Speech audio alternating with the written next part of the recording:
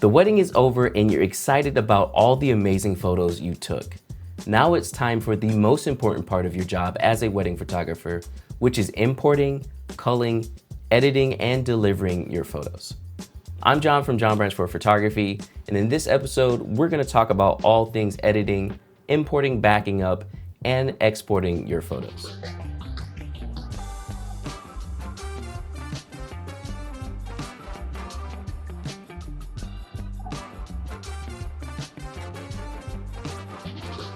After I finished taking all of my photos, I'm now gonna go ahead and import my photos. Now, during import, this is where we're dealing with backing up our photos, which is the most important part of wedding photography. The last thing you want to do is lose the photos from a wedding day. Generally, we know importing is taking the photos off of the SD card and importing them into our computer or onto an external hard drive. But one big tip for you all is to actually use one of my favorite features in Lightroom, which is make a second copy to. When you're on the import screen, you'll see in the top right corner, the make a second copy to. When you click on this, you can choose a folder to also import your photos to. So essentially, you're importing your photos to two places, not just one.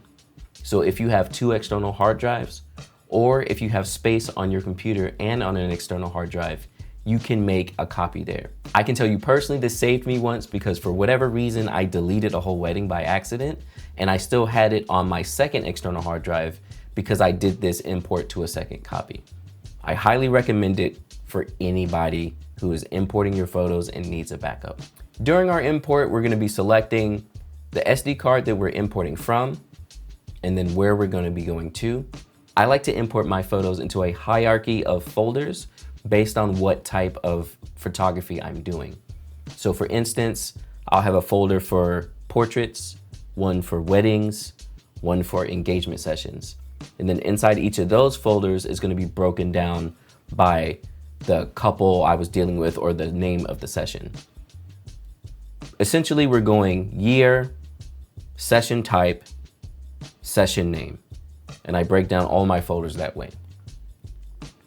Once I'm happy with what I see on my imports here and I have my make a second copy to, I also like to turn on my build smart previews.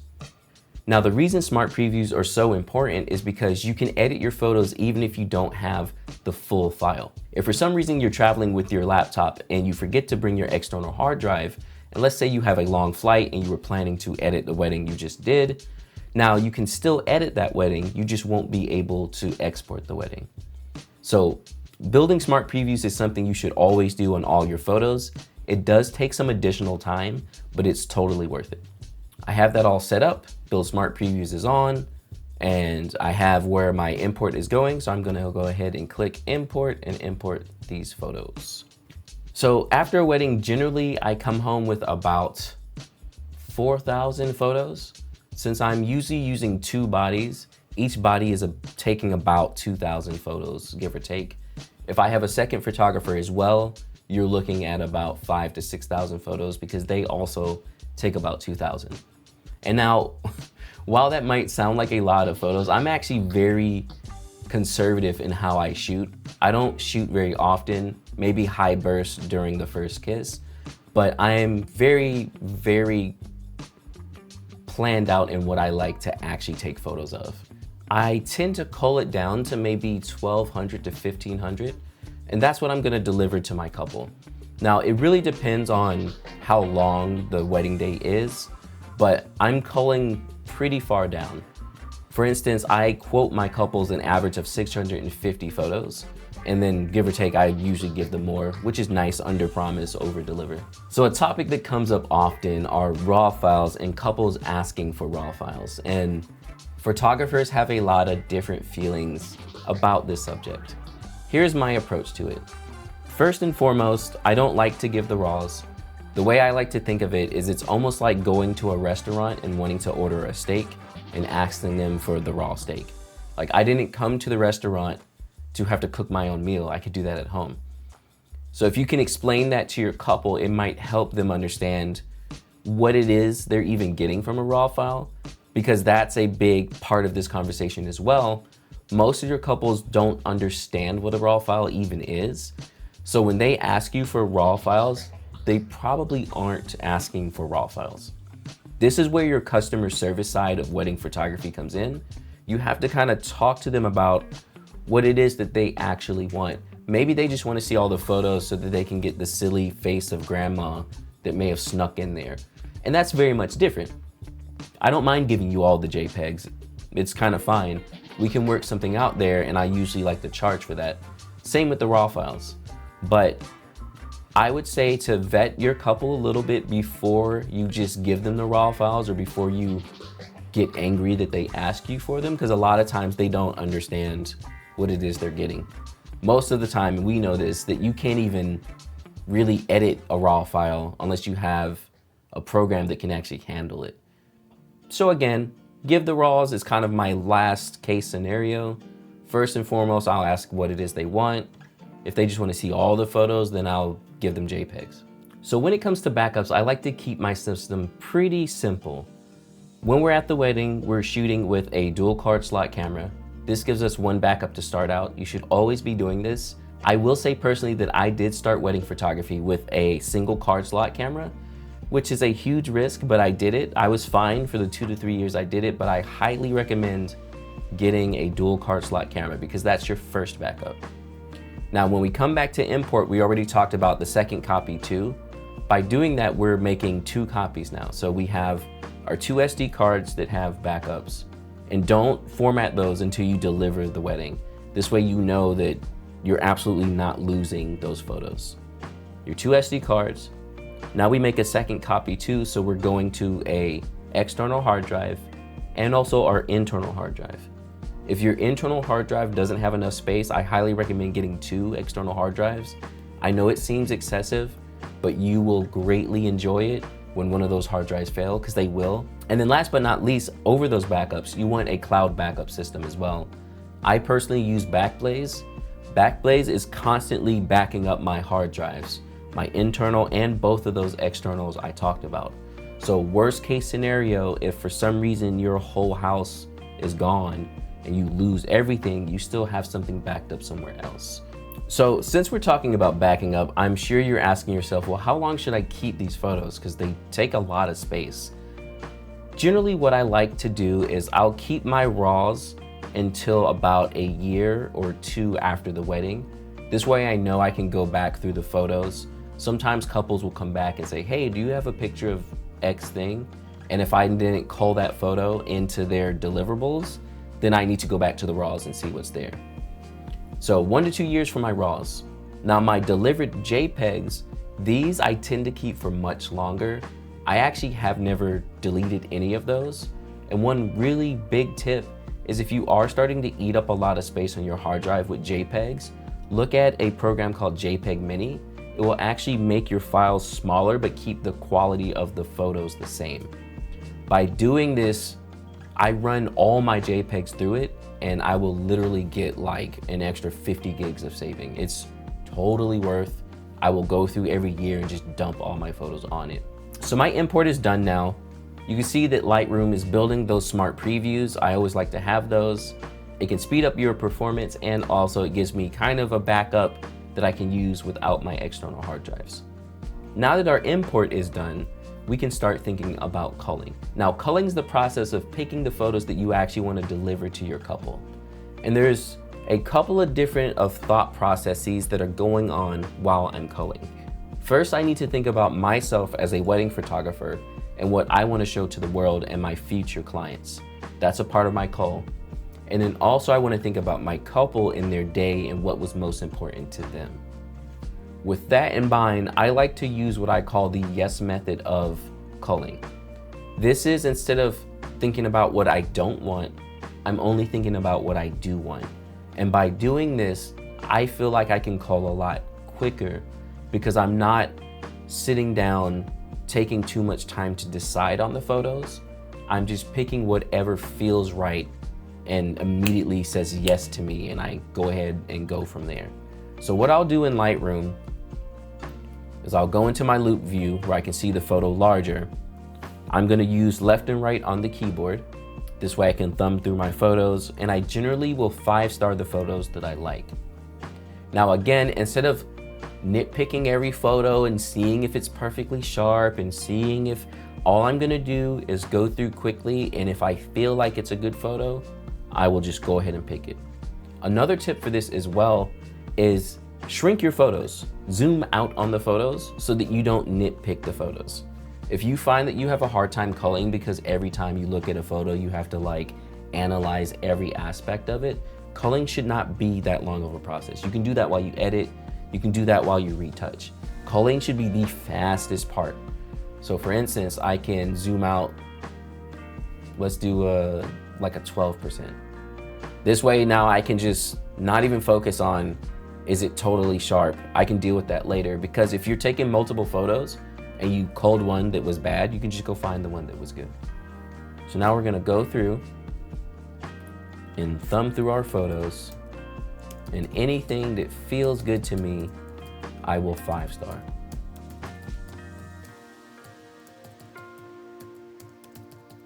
Also, in your process of being a wedding photographer, you should have an idea of what photos you want to take. You shouldn't just be fully winging every wedding day, like I'm just taking photos. Definitely take the time to know, okay, when I do my flat lay photos, I want horizontal and vertical, and I want every single detail photographed by itself. When the bride is getting ready, I know I want a shot of her putting her earrings on. I know I want a makeup brush on her face. I know I want a lip touch. When you have these thoughts in your mind, you know you're gonna get those shots every time. And so when you're culling, you already know like, oh yeah, this is my wide of that, and this is my vertical of this, and here's my first kiss for there, and here's my close-up of this other thing. And so it's less of just being like, I don't know what I took. What should I cull? I already know for the most part what I want. So generally I would say from a full wedding, I can get through a cull in maybe 30 minutes max. And with the yes method of culling as well, you do tend to over cull. But again, we can deal with that later while we're editing the photos, and that's not such a problem. If for some reason a photo you picked wasn't good, you can always go back and find the other one, but culling should be the fastest process. It should not take as long as editing. Save yourself the time, because again, as wedding photographers, we're running a business, not just taking photos. So let's talk about editing. I've gone ahead and chosen a couple of photos from this shoot to give you some ideas of techniques I like to use while I'm editing my photos. Let's actually start out with one of my favorite, which is Lightroom's Generative AI. Now, the reason I like this so much is because it's been such a game changer for wedding photographers and how much quicker we can edit our photos. Removing things in a photo is something we're gonna have to do very often, and knowing how to do this is extremely helpful. So in this photo, we can clearly see I was doing a flat lay, but the mat was not wide enough. My shoe is in the photo, and we're just not filling up the whole photo space. So I'm gonna remove everything and also fill in that space with Lightroom's Generative AI. That's gonna be under our little eraser tool looking, and make sure you use the Generative AI tool. Use Generative AI should be turned on. And then I'm just gonna paint in the section that I want to get rid of. Now, the reason I'm including the flat lay mat in this is because that lets Lightroom know that it can copy that over while it's removing. We hit remove, and then sometimes it works, sometimes it doesn't. We'll see what results we get this time. Wow, and it added some pencils in there. There we go, that's what we wanted. So here is our Generative AI, and that's looking really good. Here's our before.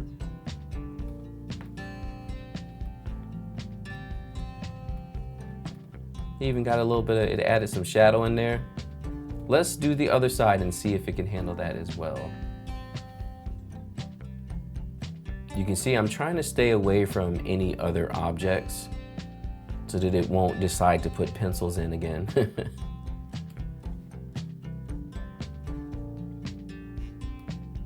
That works. Now, I haven't even edited this photo yet, but one thing with your flat lay photos, make sure that when you're aligning the photo in the upright section, use auto. This should keep everything fully flat. Again, it's hard to do it in camera, so doing this helps out a lot. I'm going to crop in just a tad to make sure those edges that were generated aren't showing up as much. And then from there, I would start editing my photo. Now, I highly believe in using presets, but a preset doesn't mean you're just buying some randomness online and then throwing it on your photo. You can actually create your own presets as well. After you've come in and made all the changes that you want to your colors in the HSL section of the color mixer, the exposure, contrast, so on and so forth, you can save all that as a preset. In the preset section, if you press the plus, you'll see create preset. And when you do that, all you have to do is turn on all the different options that you want to be saved, and you created yourself a preset of your own making. Keep in mind, turn off white balance and exposure, because if you're creating yourself a preset, white balance and exposure tends to change per photo. So here is my preset that I usually like to use. It gives me a baseline for my colors, and then from there I can make adjustments to get my final image. Doing a little bit of white balance and exposure work.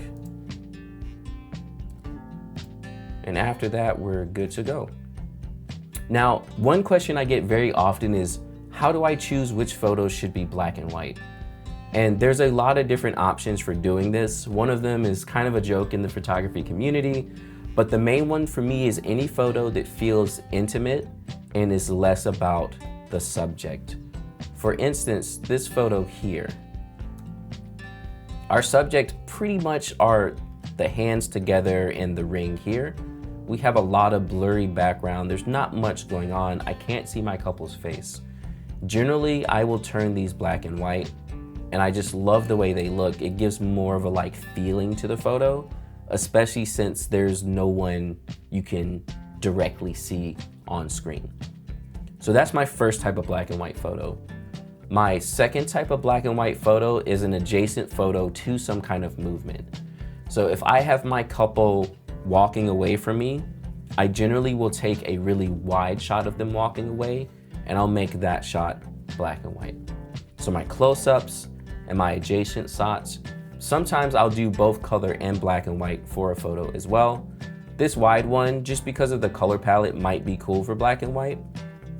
And then also any photos that have really dynamic lighting. If you have a lot of contrast happening in shadows, definitely try black and white. Cropping can be a very important part of your wedding photography photos, and it also can give you multiple photos. So let's actually look at this wider shot I took here. I'm gonna go ahead and just straighten it up and edit it real quick.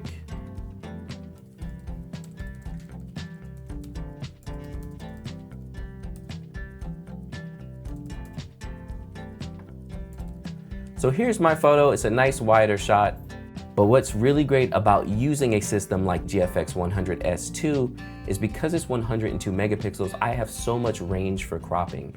So I can actually turn this into a totally different photo. If I wanted to, we can right click and create virtual copy. This is basically just duplicating my photo. And then now I can take this second version and I can crop in on it. At 102 megapixels, I can crop probably this much and still have more resolution than most full frame cameras. It's absolutely amazing. So now I have almost a totally different photo. I could even black and white it, and it just feels like a totally different photo from the first one that I took. You can put these side by side.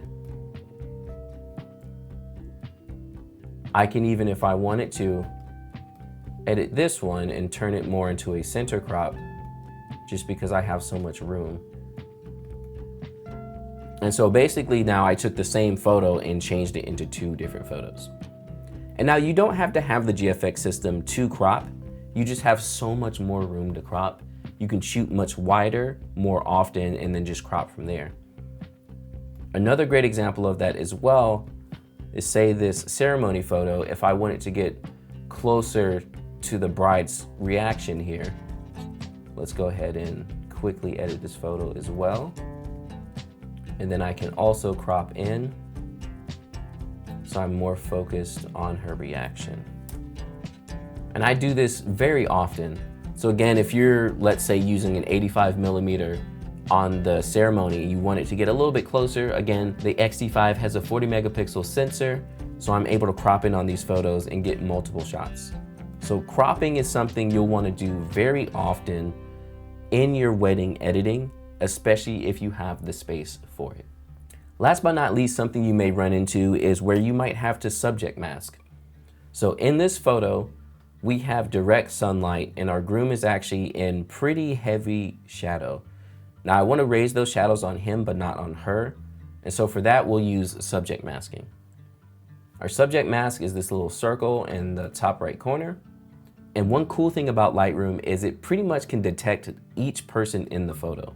You can see here, it sees both our bride and groom, and it can select those people separately. Also, if I wanted to, I can select different parts of that person. So like the teeth, the hair, the skin, so on and so forth. So masking is actually probably one of the most important tools because you can section off different things like whitening the teeth or adding extra exposure, or you can do this for the sky too. It's not just for people, it's for the sky, for the background, so on and so forth. So now that I have my groom masked, I'm going to raise the shadows on him. Keep in mind when you're using masks and you're changing exposure and shadows and highlights on specific objects, try to keep it in a range with the photo.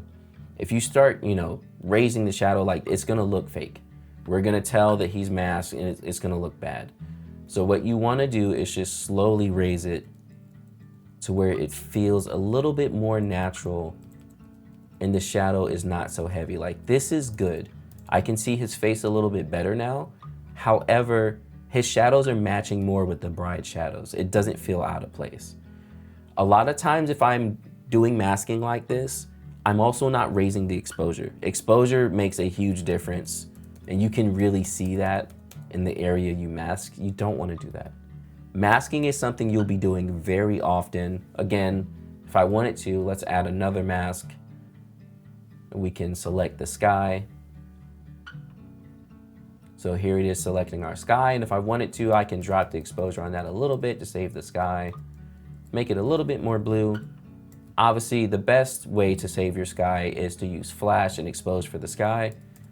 But if you can't, this is another option to bring that sky back just a little bit. These are the main tools I'm using every time I'm editing my wedding photos. Cropping, black and whites for close-up intimate photos, using Lightroom's AI Remove, which is super helpful, and also masking, which is probably the most important tool in Lightroom. Once you start using all these tools together, you're gonna be able to come up with amazing edits for your photos. So as another example for masking, let's look at skin smoothing. Now, if you want to retouch your skin just a bit, you can actually easily do this through masking. Again, we're gonna go up to our circle here for masking. It should detect our person. And then from here, we can choose facial skin and body skin. So we have most all the skin. And I'm gonna create that mask. Now that I have my mask, I can make my changes. If for some reason the red is staying and you wanna get rid of it, you can press O on your keyboard. So that brings it back so you can see the mask itself. I actually am gonna clean this mask up a little bit because it selected her eye a little too much. So I'm gonna go to subtract and I'm gonna go to brush so that I can subtract where I want to. And I'm just gonna get rid of some of this mask here. It's too much. So we have our eye back now. And for skin smoothing, you're pretty much dealing with sharpening. You want to take some of the sharpening out in the skin. So we have clarity. I'll turn that down just a little bit. Sharpness, I'll turn that down more.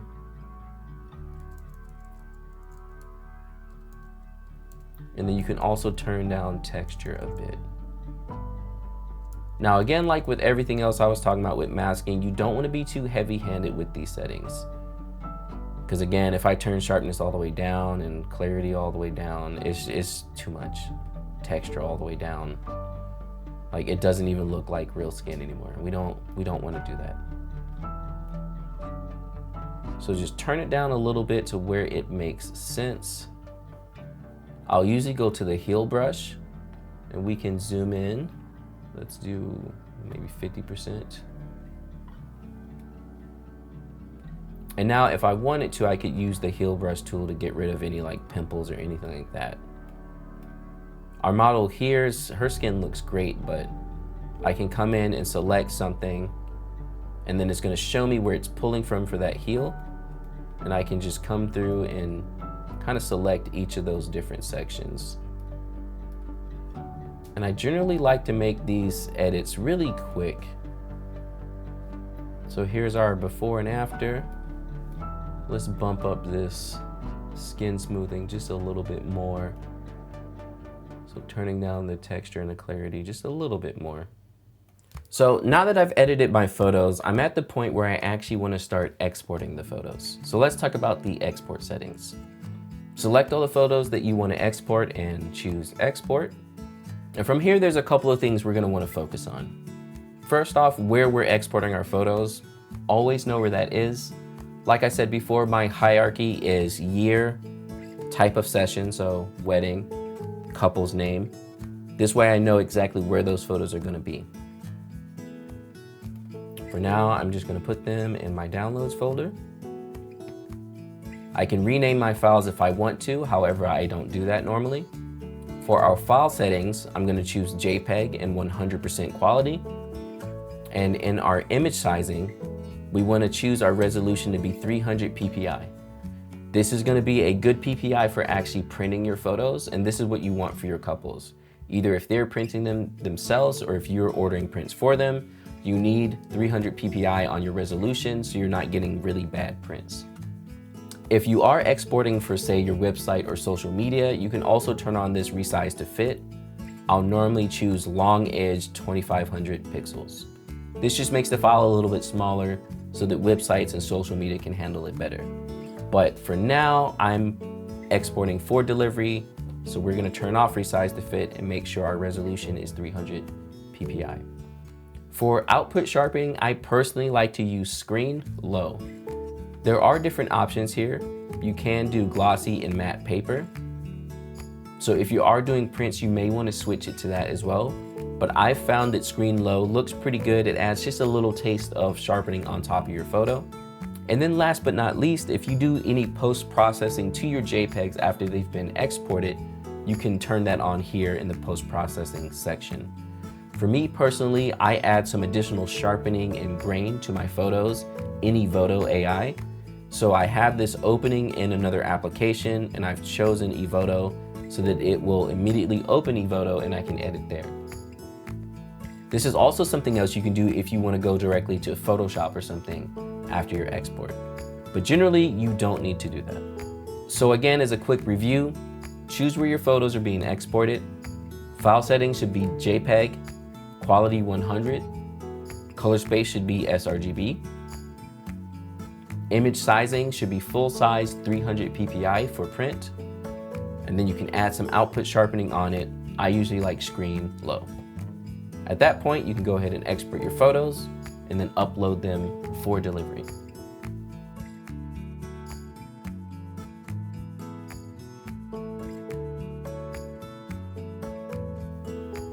So we've just gone through the whole process. From your gear, thinking about what gear you'd like to use, the wedding day itself in different scenarios there, as well as importing, backing up, and editing your photo. But there's one thing that we're still missing, which is the business side of photography. This is actually very important and something that a lot of people don't talk too much about. So I want to talk to you about the business side of wedding photography. In the next episode, we'll talk more about wedding photography business to help you grow as a wedding photographer.